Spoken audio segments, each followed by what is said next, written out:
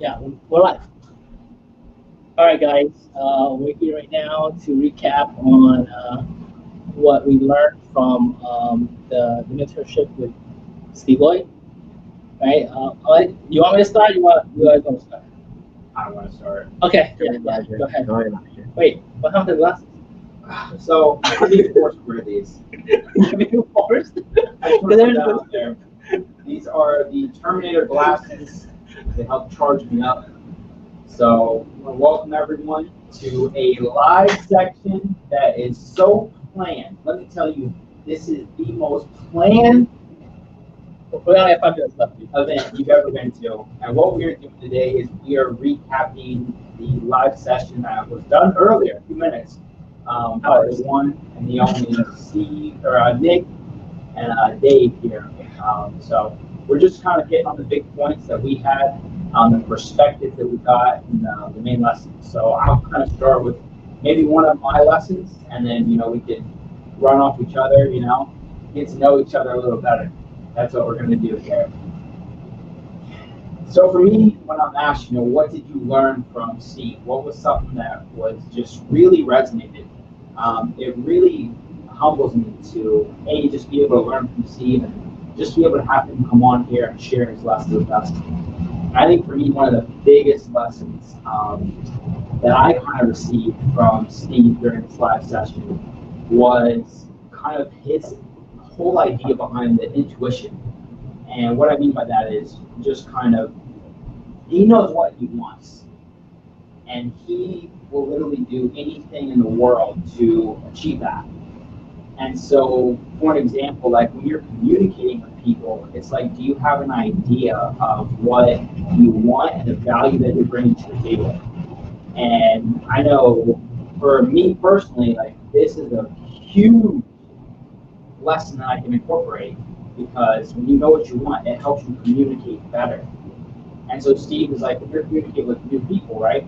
Or when you're trying to raise money, there's 3 main points that you need to hit on, in essence, right? And the 3 biggest obstacles that people have, which are 3 biggest obstacles that you need to hit on, is who they're investing in. So who are you?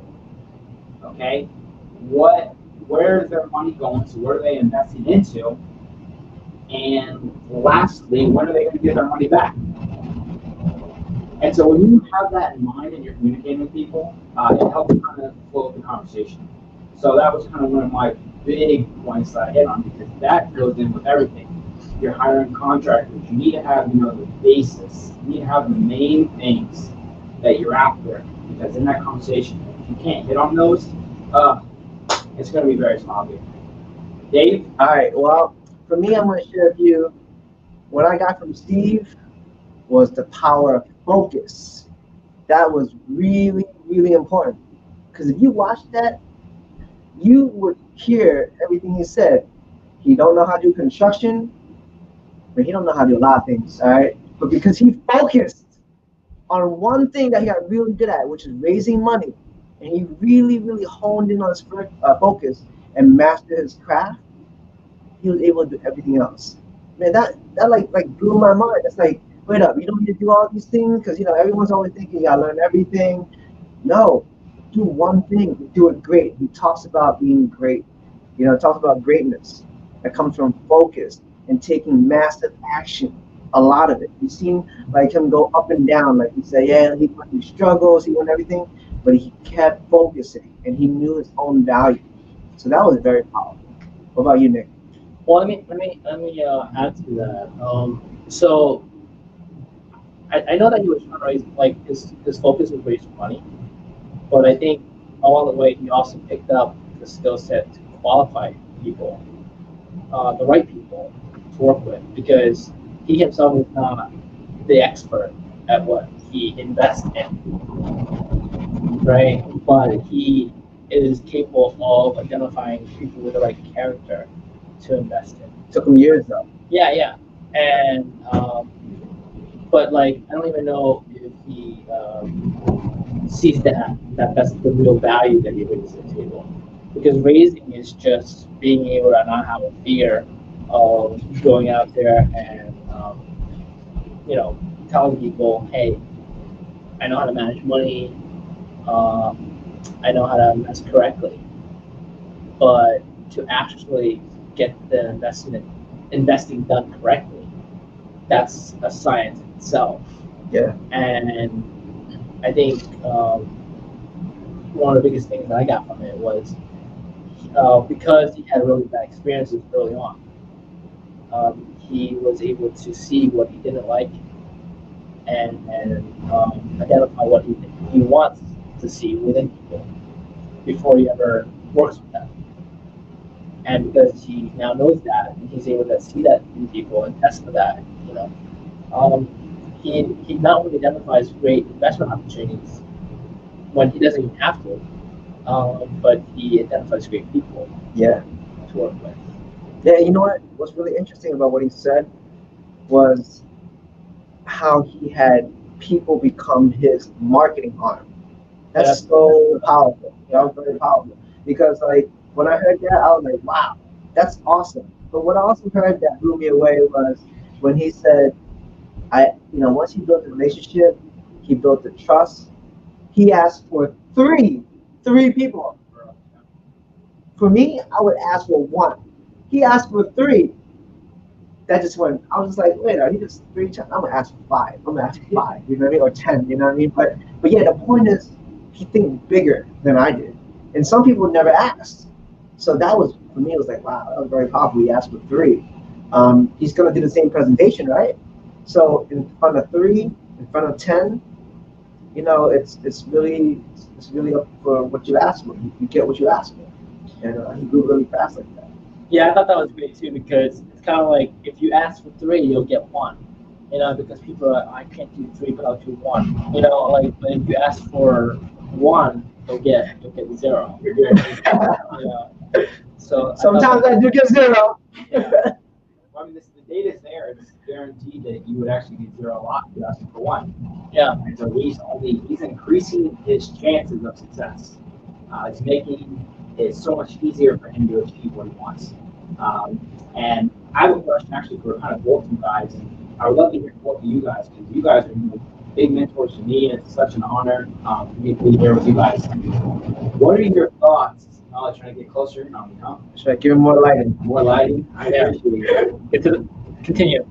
What are your guys' thoughts on the fact that A, he makes sure that the experience was done right? He takes it through the whole experience. So he gets the money, he builds a relationship, he puts it together. However long that takes, which, could take some time, and then he takes them through the whole experience, and then he pays them back, and then he might take them out to dinner. So this literally Steve told us, I don't know if you guys caught it, but he told us his whole entire experience on this live today, on exactly how he does it. And then he asked a simple question of, hey, do you know three people? And so my question for you guys, that I want to hear a little bit more in depth from you two, is the fact that he takes him through this whole experience. That's what I want to know from you guys is how important is it to kind of have an experience, and what kind of experience should you take people on when you are raising money? You want to go first? I can go first. You go first. Doesn't matter. I'll take it. Okay. I'll take it. I think the first thing you need to know is what is your intention, and then once you know, once you know what you're trying to get, you're also trying to figure out like who do you need to make this happen, right? And once you know that, you have to figure out how can you make it a win-win situation. That's what I love about Steve, right? When he's looking for money, he also knows that money's looking for him. And then what exactly is money looking for? Someone that's responsible, that has integrity. And he just doesn't put on the show. He has to do the whole thing. He has to be real. The whole thing, the whole time, I thought that Steve was authentic. He was very upfront. He said what he knew, what he didn't know, and he knew what he was capable of. And that takes experience. The more he do, the more he learns about himself. So I'm pretty sure he's grown a lot in the process. But taking people through the experience that they're looking for is really important. That's a really big thing because at the end of the day, everybody wants to make money. But they can get so much more. You got to figure out like what exactly does the person want, and sometimes you got to help them figure out what they want because they may not even know. I don't think he's trying to create an experience for people. I think he just, I mean, when you raise capital, the person that you're raising from, they want what's called a good experience, but he's not trying to create an experience. He's just doing what he says that he's going to do. And he's thinking himself. Yeah, like oh, I'm raising capital to invest in something that's going to make X, and his goal is to accomplish that. And so it's not like his goal is to create a bad experience, but he's also not trying to create an experience. He is instead just trying to do what he said he was going to do. Is my point with the experience, and then the fact that he could go out there, take them out to dinner, and be also build a real relationship. Right. Like there's people that will give you money, or there's banks that will give you money, and there's no the money's there just like how you can get money from anybody, but there's no relationship there. And the relationship is when he really gets to know you as an individual. How many kids you have, where you work, what your goals and dreams are, and things like that. So that's a personal level of getting to know somebody. But I don't think that is the. I don't think that experience is trying. It's something that he can do. Something he's working with people versus bank people. He's out there. He's out there. Yeah, exactly. That's it. A real person. But I think for me, like when I was training, I didn't actually do any of that.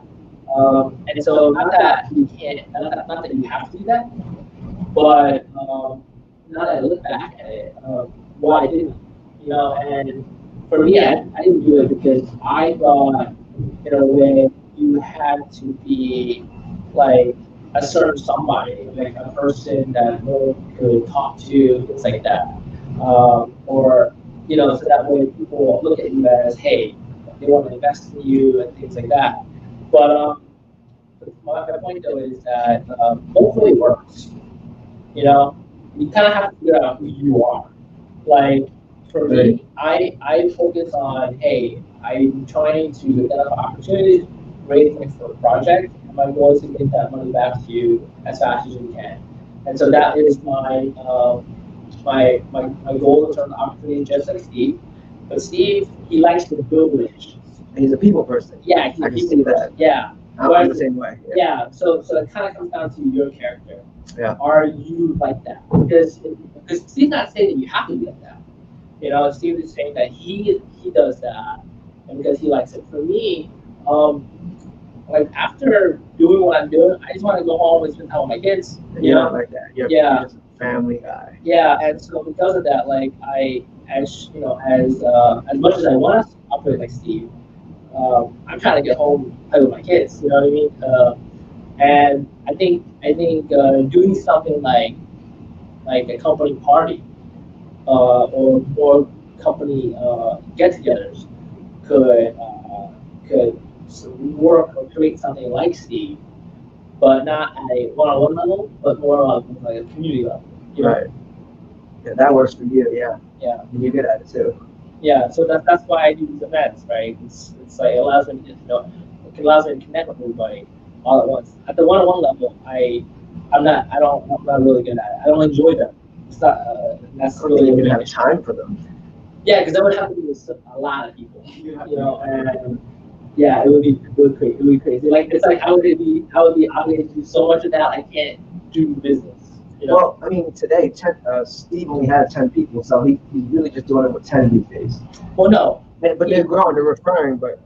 No. What he said is he's doing 10. When he says he's doing 10, that means that based on what I got from it, is that he invests his capital on 10 people, on 10 joint ventures. Yeah, so like wherever he's raising money from, right, that capital goes to one of the 10 at any given time. I heard the same thing. Yeah, but what I got from Steve was not that part.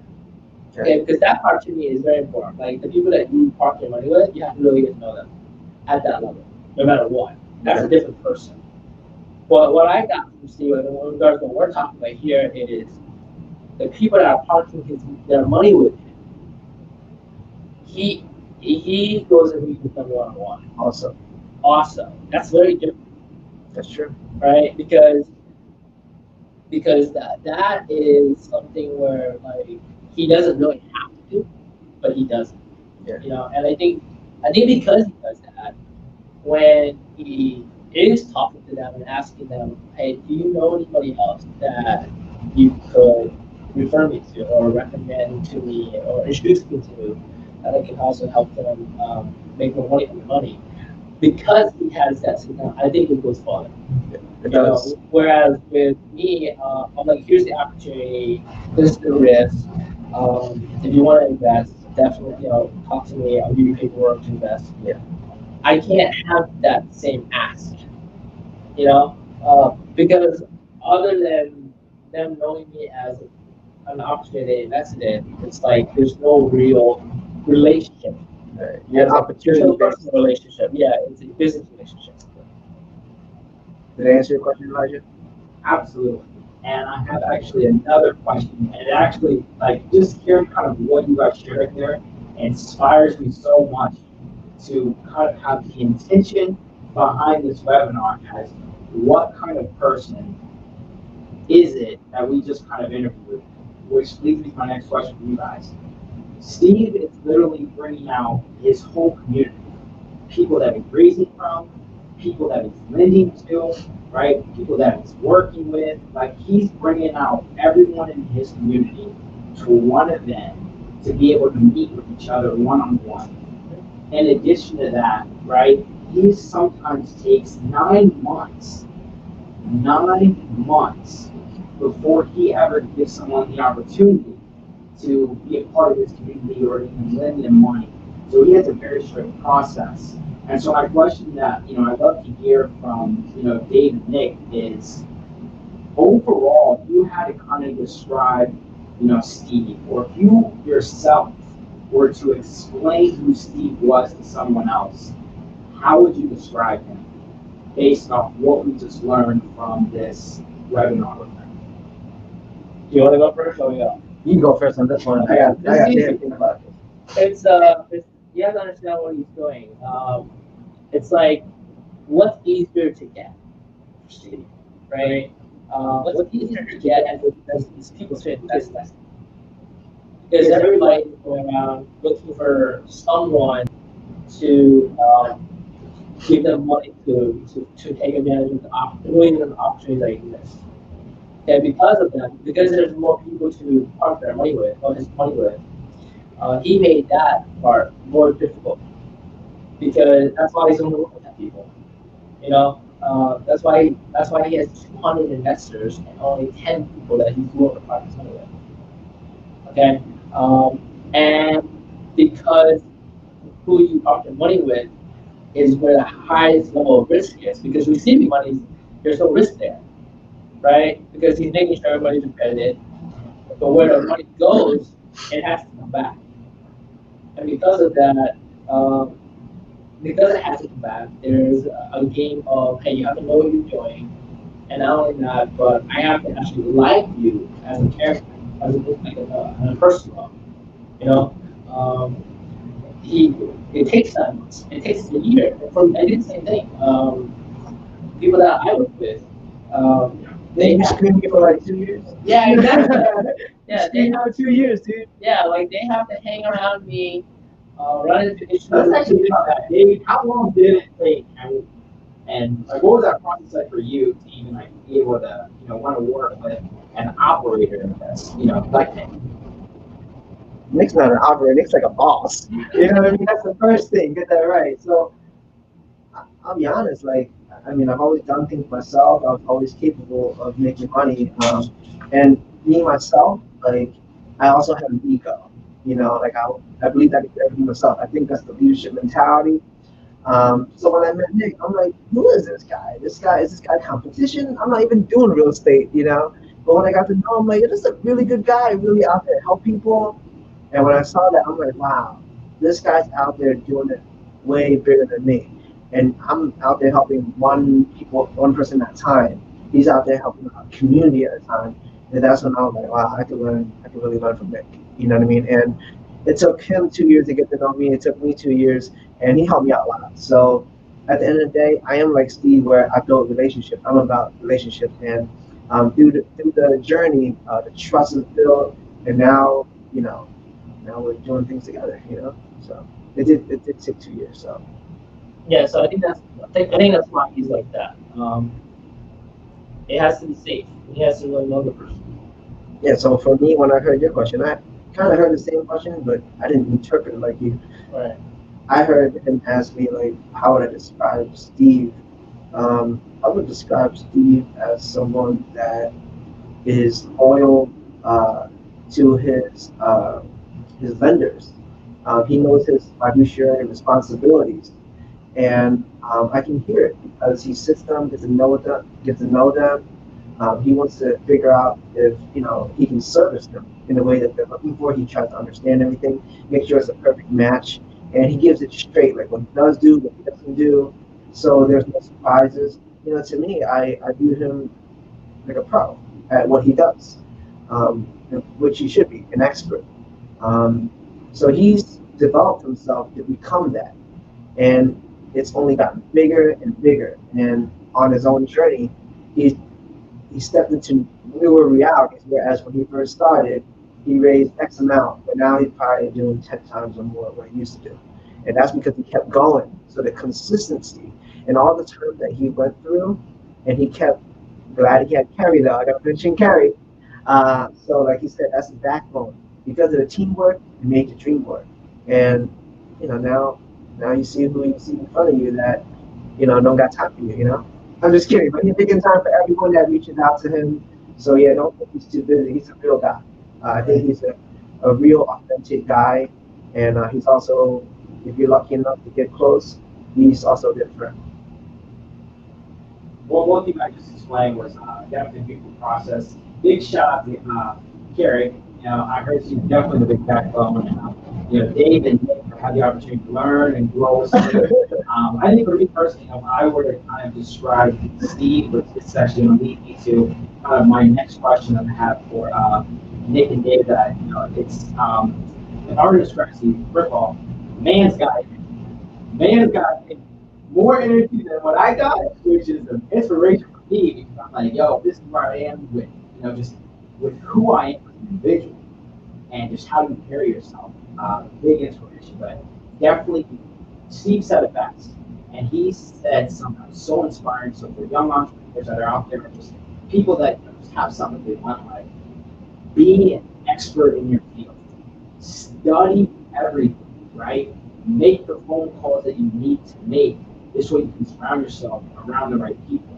I think it's no air that he has 10 people that he invests in, because to be honest, some of the wealthiest people, I mean, Nick and Dave know it way better than I do, but they don't need to invest in everyone. They actually make small moves that impact the masses versus a bunch of little small moves, right? And so those things, like when I hear things like that, it's just a big inspiration for a young guy like me to really focus in. And it's like one of those you got 10 swings, make sure you make the best 10 swings of your life.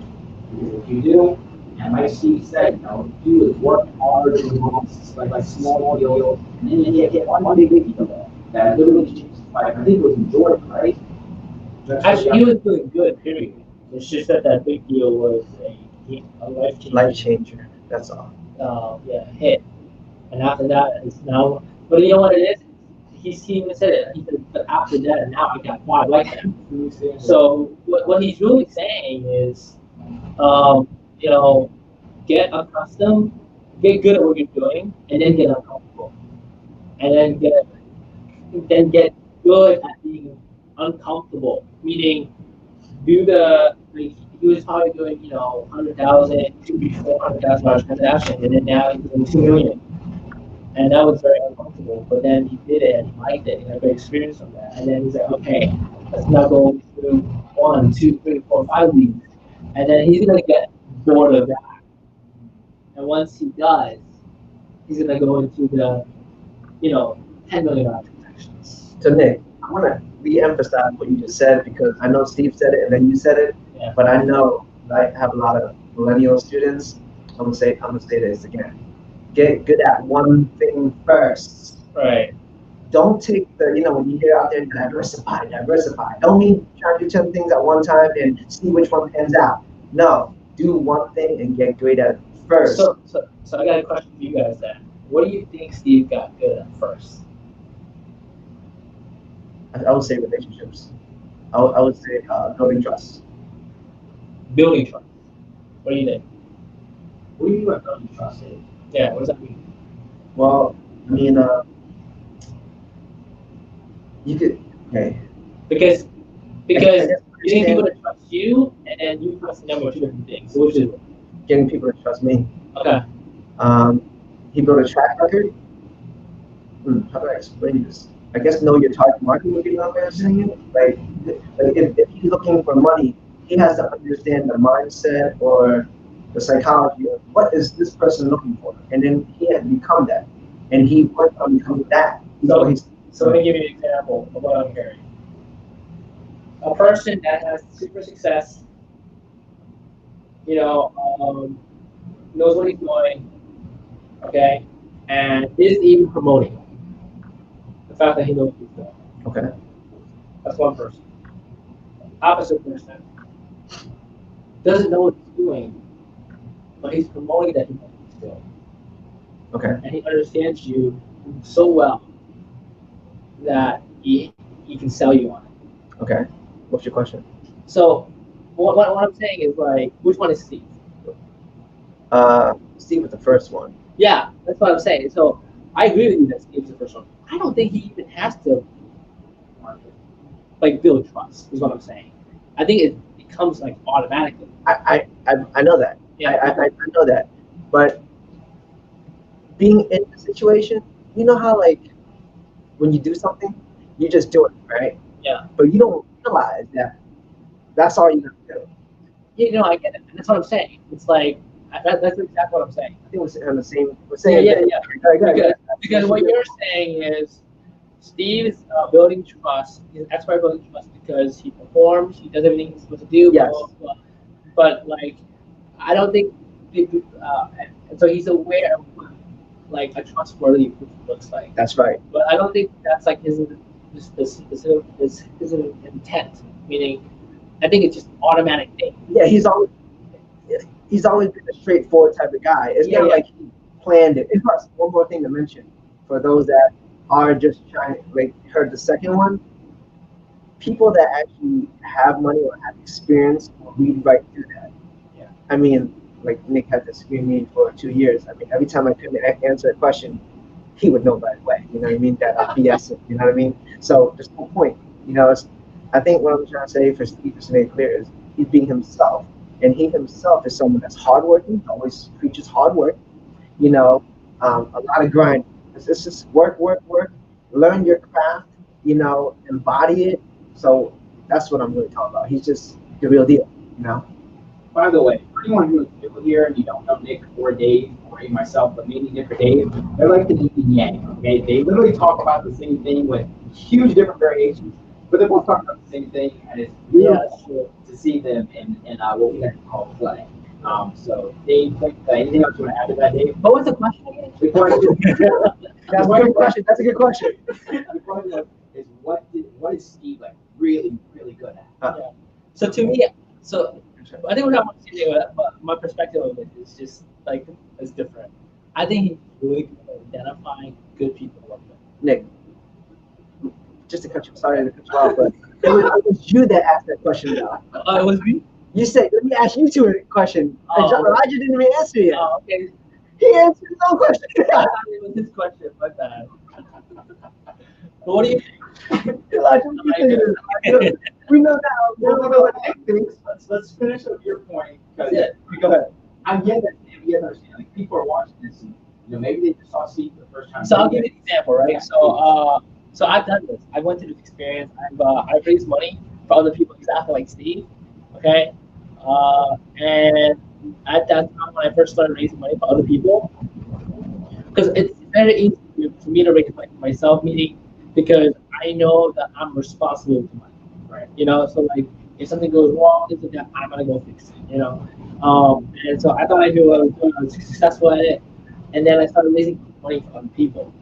Okay, and so I looked for some things to identify what a good character was that I thought, because I already knew what I knew at that time. Right. I thought this person I worked with, one of my first person I raised for, he, he was president of like an association. He was this, that.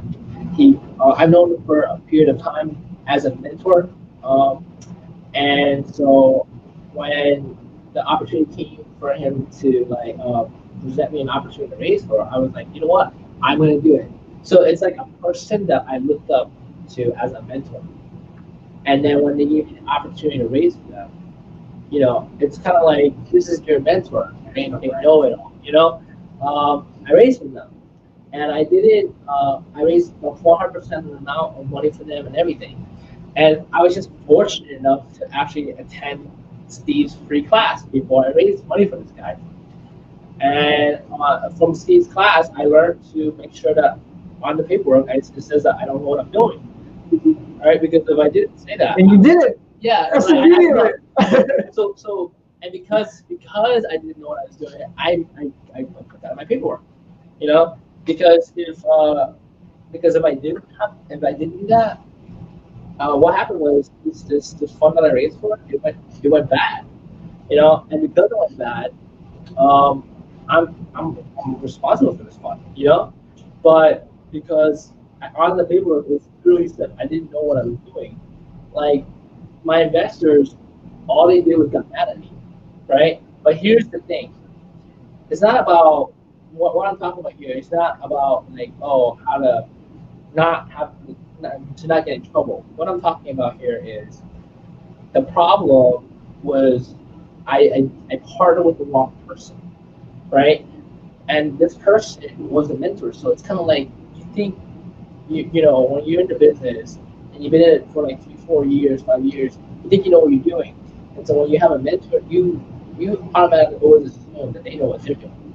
You know, not only like you know what you're doing, so you also know you assume that they know what they're doing. And because of that, when I raised this person and they lost the money, I had Money. yeah, they lost the money. Yeah, like the business went bad, the operation went bad, and so from that experience, I look back at things and I'm like, wow, like how did this go bad?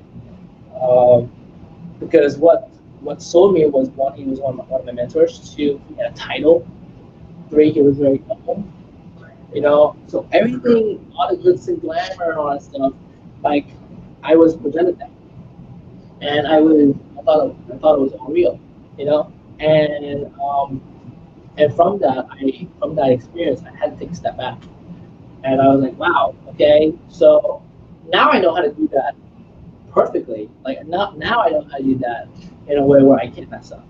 Okay, but my point was uh, just like Steve. He said at the beginning, he had a rough run for several years until he figured it out, and he had to break his partnership with a lot of people to start over. Lost a lot of friends too. Yeah, I'm positive. I'm sure of it, and I'm sure it has to do with either money or like moral reasons that things didn't pan out. But like Steve said, if that never happened, there would be no Stone Bay, no Carry, none of the things that's going on now. And to be honest with you, like after hearing what I heard from Steve, um, if I didn't have this day with Steve, I probably still wouldn't go back into like crazy racing, because after hearing that Steve went through it too, I'm gonna go back at it, and I know how to mitigate all this risk now. So it's gonna be a crazy 2021. Crazy rich Asian stuff. Yeah, it'll be a lot of fun. No, it's really cool that you actually mentioned that because like one of the things I'm big on is like working together. Together we're better, and like how this interview with Steve just directly impact you and made that connection for you, where it makes you go back and say, "Wow, I'm glad I heard someone else went through. This is normal. Yeah, yeah. So I think it's really important that a lot of times during these podcasts, we also, like you might look at me as perfect. I'm not. You know, I went through a lot of things to get here, and we all do. And But what I now you're want perfect. we just want to share with you authentically, saying that hey, this is the journey of every entrepreneur. Right. It's not easy. Otherwise, everyone would be ultra rich and drive exotic cars. No, you got to earn it. You got to do the work. You know. So, Yeah, so I wasn't expecting that. I mean, it's not like I didn't know Steve's story, but when I had the session with him today, it just somehow impacted me more than before. It did too. I mean, Elijah, you're the youngest of the group. How did Steve impact you? Yeah, so I actually want to tie into the first question, and I'll answer that question, and I have a follow-up question for both of you guys. Oh, we're out of time. It's stuff we can be here for days because like we unravel the layers, and it's such an honor to be able to have these type of conversations. But yeah, for me, just being able to review Steve and someone who has years of experience, okay, years of experience, not just in real estate, not just in notes, not just in raising money, but just someone who's been able to stay the path for years is something that I think the majority of us, the younger generation, the guys in their young 20s, need to realize that it's so important to find something and to stay the path. Now, not the path of that, but the path of realizing that you are going to forever grow as long as it's something that you believe in, which is grow. And for me, like that is such a beautiful lesson to take away. Is that as long as you find something that you enjoy, that you know that there's an opportunity that you can create something that fits your skill sets and something that you can also learn new skill sets from. Pick that thing, baby, and don't give up on it. Like Steve says, go all in on it and see what you're going to manifest over the years to come. It's all a matter of time when things start clicking. As long as you have the right people around you, like what I have around me, I'm so grateful for you too. Things are going to start manifesting quicker than you realize. Just as long as you let your ego, you learn, quit thinking that you know everything. Just like Nick said, learn on the contract, you don't know anything. All right. And he still does that. That's crazy. Right. He still does it. Right. 14 years. It's the way. Yeah, it's just the It's way. the way. It covers all the unknowns that you just don't know that you don't know. You know what I mean? And that principle alone is something that's so powerful, something that we all can incorporate. Is we're not like we know everything. Put your head down, focus in, ask questions that you don't know. Ask questions of people who might know, and just see what you can learn along the way. It's going to be a fun ride. Okay, so what's your follow-up to follow? Yeah. I was going to ask you guys because this is something that we constantly hear, and I like to play devil's advocate a little bit. I don't know if it's possible with this question, but people always say it's like you need to have the experience to learn something, right? The hands-on experience.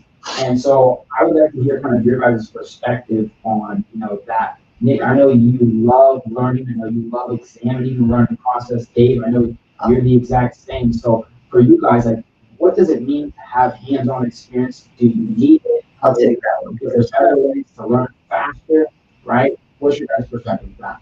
So the first thing is Is it our interview or is this about Steve? Well, Steve is on it. Steve got us into this. This was inspired by Steve. It's a whole download effect.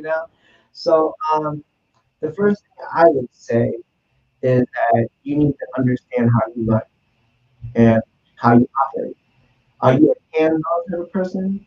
Then you're physical, right? Are you an internalized person? Are you always a thinker? So it's really important that you need to know, what's what your strong suit or whatever you want to call it. Like, what are you strong in? Because you're naturally going to go that route. Because if I say, think about it or read about it, a person that's hands-on will be like, dude, I don't got time for that. I'm not going to sit there and read a book. Dude, I got to do something. I got to stay in motion. And you can tell Steve's a hands-on type of guy. He's got to get in it. He's got to feel it, and he'll learn from it. And it'll be emotional, it'll be experiential. That's how he learned. Someone else that is more intellectual is a different type. Like they read books a lot. Let's say I didn't read, so I'm hands-on too. I wouldn't say hands-on, I would go through it, or I would watch someone go through it. I would learn from others, right? That's what I do. Someone like someone I know, like, or even Nick, might read a book, might read a book, or read a book, interview, whatever, get to know people that's actually doing it. Different people learn differently, and then until he can conceptualize in his mind, and that's how he learned. Because everyone learns differently, and I have to say that it's to answer your question, it's whatever works for you. Just get started. It's not about, hey, this guy is smarter or his like the person that reads, the hands-on person will be like, you know what, you talk a good game, but what have you done? And someone that reads will be like, okay, well, you've been doing a lot, but you've been stuck all this time. What have you, what results have came from all your work? I mean, they both could be right. You know what I mean? But at the end of the day, it's about going through that journey and figure out like how do you learn. So Nick, you can shine light on it now. And I agree with what you said. It's really understanding who you are. That's it. That's the secret. Like you can't like there's the five a.m. club, and like everyone's like, I'm gonna wake up at 5 a.m. Yeah, and then and I'm the guy that's inventing the 12 p.m. club. And they're like, well, 5 a.m. club, they're really rich, really successful, they're multi-millionaires. Well, the 12 a.m. club is going to be billionaires. And if there's billionaire club, then I'm going to be trillionaire club. It doesn't matter. The point is, the club's not big because there's not that many believers, but you just have to believe in yourself. And if you believe in yourself, you can do anything. And so don't. It's really about understanding who you are and figuring out how to make the world work based on how you are, not the other way around. All right, so it's time to wrap this up. All right. That's it. We have one special guest in the house tonight. Let's give it up for Evan Tang. Evan, you want to say hello to everyone? Are these people looking? Yes, few people. There's just three of us. Is there two people looking? Did one person give a like? More people should give likes, right? Yeah. Only one. Maybe we bring more people in. What's this like? It makes me glow. Come here. You want to join me? All right, guys. All right. So, well, guys, thank you guys so much for tuning in. For those of you who watched the replay, this was a lot of fun for us. Very spontaneous. But who knows? We'll be back here again. Where we're just reviewing the content that we had, sharing our perspectives, and really diving deep with what we learned. Big shout out to Steve Lloyd. Obviously, I look like Evan Tang, and all of you viewing, and everyone viewing. If you guys like and share this video, we appreciate you guys, and we will see you soon. Hope you enjoyed it. Get started. You have it already. Yep. We'll see you guys. Thank you. There's still